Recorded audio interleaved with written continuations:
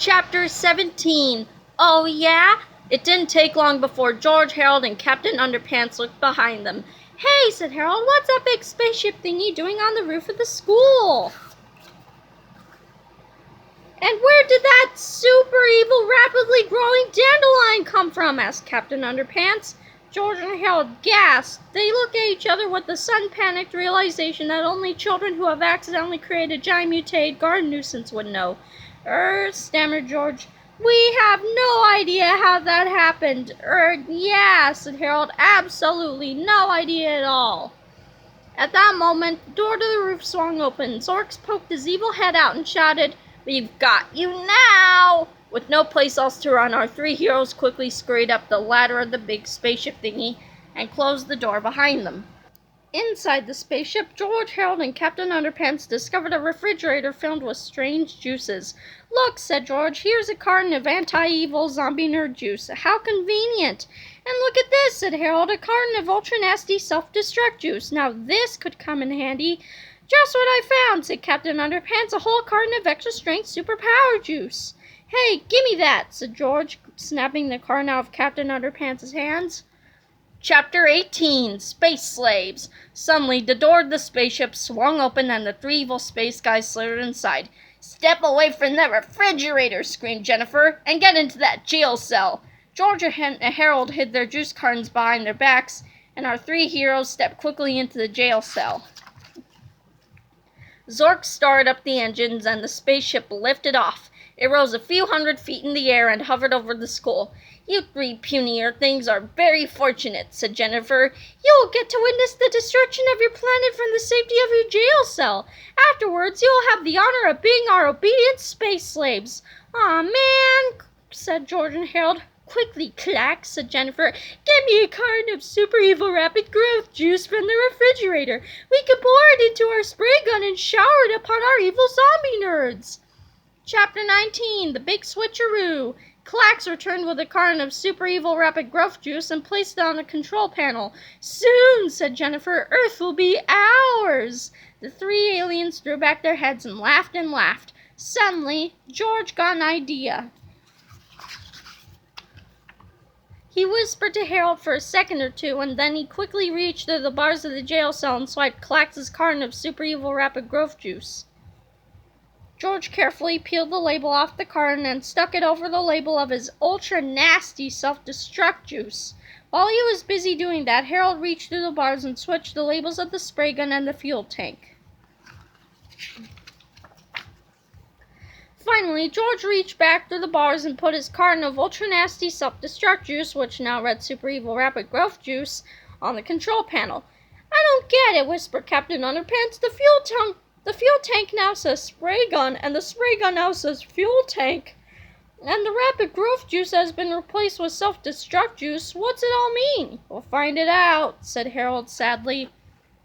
When the three evil space guys had finished laughing triumphantly, Jennifer reached her carton that read super evil rapid growth juice and poured it into the nozzle that read spray gun. "Oh, I get it," said Captain Underpants. "That space guy didn't pour growth juice into the spray gun. He poured self-destruct juice into the fuel tank." "Yep," said George sadly. "And that means the spaceship thingy is going to explode into millions of pieces." "Right," said Harold gloomily. The spaceship began to sputter and shake as smoke billowed out of the control panels. Soon sparks were flying and ceiling tiles were falling. Captain Underpants smiled proudly because he had figured out George's plan, but his smile didn't last long. "Hey," he cried, "we're in the spaceship thingy. What's going to happen to us?" "We had to sacrifice ourselves to save the world," said George. "I'm afraid we're not going to make it." "Of course we'll make it," cried Captain Underpants. "We've got wedgie power on our side." Chapter 20. The Great Escape. Captain Underpants grabbed a roll of toilet paper from the jail cell lavatory. "We can swing to safety on this," he said. "You can't swing on toilet paper," said Harold. "Sure I can," said Captain Underpants. "I just did it in my last comic book." Captain Underpants opened the jail cell window and tossed the toilet paper into a tall tree below them. "Come on, fellas," he said. "Let's swing out of here before this spaceship explodes." "That toilet paper won't hold you," said George. "It's not strong enough." "Sure it is," said Captain Underpants. "It's 2-ply." George and Harold grabbed Captain Underpants' cape. "Don't jump!" they cried. But Captain Underpants wouldn't listen. He jumped out the window with George and Harold still clinging to his cape. "Ah!" they screamed as they fell to the ground and were killed instantly. Splat! Just kidding. Of course, the toilet paper could not support the weight of our three heroes, and for a moment it looked like they were doomed. Kaboom! But suddenly, Captain Underpants' red polyester cape opened up like a parachute. Whoop! George, Harold, and the waistband warrior floated down safely as the spaceship above them exploded. Kaboom! Hallelujah! Cried Harold. "We're not gonna die! We're not gonna die!" "Or," said George, "maybe we are." Chapter 21, The Deliriously Dangerous, Death-Defying Dandelion of Doom. George, Harold, and Captain Underpants floated downward directly into the waiting jaws of the Dandelion of Doom. "Aw, man," cried Harold, "we could have gotten killed in a cool exploding spaceship, but instead we're going to get eaten by a dandelion. How humiliating." "Yeah," George moaned, "people are going to be giggling at our funerals." The dandelion munched Captain Underpants and swung George and Harold around like a couple of rag dolls. The two boys flew off and landed on the roof of the school. "Help me!" screamed Captain Underpants as the Dandelion of Doom swung him back and forth. "What should we do?" cried Harold. "I've got an idea," said George. "It's a bad idea, and I know we're going to regret it, but we've got to act fast. The fate of the entire planet is in our hands." The next time the giant evil dandelion lurched toward the boys, George poured some extra-strength superpower juice into Captain Underpants' mouth. "What do you think is going to happen now?" asked Harold. "I don't know," said George, "but I have a feeling it's going to involve incredibly graphic violence." Warning: the following chapter contains scenes of a very unpleasant nature. All nastiness was performed by a qualified stuntman and a licensed stunt plant. Do not attempt to battle giant evil dandelions at home, even if you have recently consumed extra-strength superpower juice. Such behavior could result in serious boo-boos. The National Board of Boo-Boo Prevention. When dandelions attack. The Wedgie Weed Whacker. Hooray for Captain Underpants! Chapter 23, the 23rd chapter. Captain Underpants, with the help of his newly developed superpowers, had defeated the deliriously dangerous, death-defying Dandelion of Doom. Now the only thing left to do was to stop the evil zombie nerds. "Oh, how are we going to conquer the evil zombie nerds?" asked George. "How will we ever change them back to normal?" "Well, we could try this anti-evil zombie nerd juice," said Harold. George rolled his eyes. I was hoping for something a little more dramatic," he said, "but we're running out of pages. Let's do it." So Harold mixed up a batch of anti-evil zombie nerd root beer and ordered everybody in the school to drink some. The evil zombie nerds lined up. "Must drink root beer," they moaned. "Must drink root beer." Harold's famous root beer. When the last zombie nerd had swallowed his last sip of root beer, George ordered Captain Underpants to get dressed back up like Mr. Krupp. "But I'll lose my superpowers if I put on clothing," said Captain Underpants. "The power of underwear must be—" "Just put the clothes on, bub," George instructed.